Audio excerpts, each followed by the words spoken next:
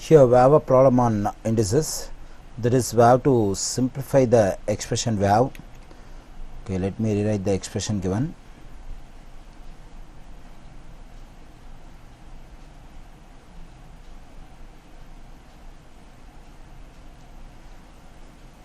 Okay, here in the first term there is a common exponent 3, and inside the bracket we have x power a and y power minus b are multiplied. If two or more terms are in multiplication or in division and there is a common exponent, what we can do is we can distribute the exponent to each term. So if you distribute the exponent 3 to x to the power of a and y to the power of minus b, you will be getting x to the power of a to the power of 3 and y to the power of minus b whole to the power of 3.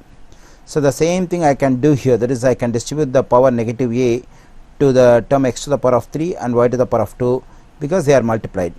And do remember this kind of distribution of exponent is possible only if the terms are in multiplication or in division inside the brackets.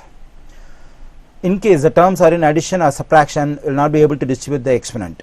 Here in both the first bracket and the second bracket we have the terms are in multiplication, so I am able to distribute the exponent what I have.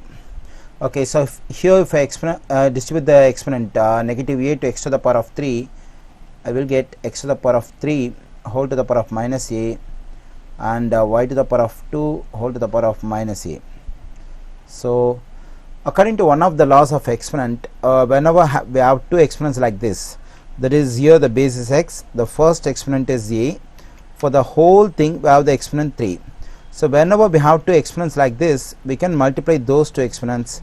So we get x to the power of 3a, and here we get y to the power of minus 3b and x to the power of minus 3a and y to the power of minus 2a.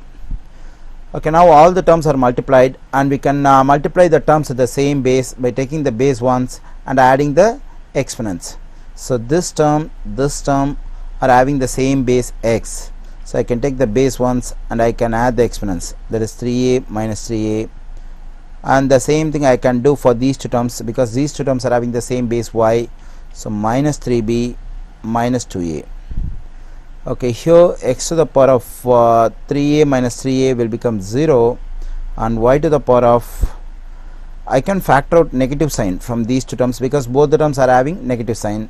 So if I factor out negative sign inside the brackets, I will get 3b plus 2a, and the value of x power 0 is 1 because anything to the power 0 is 1.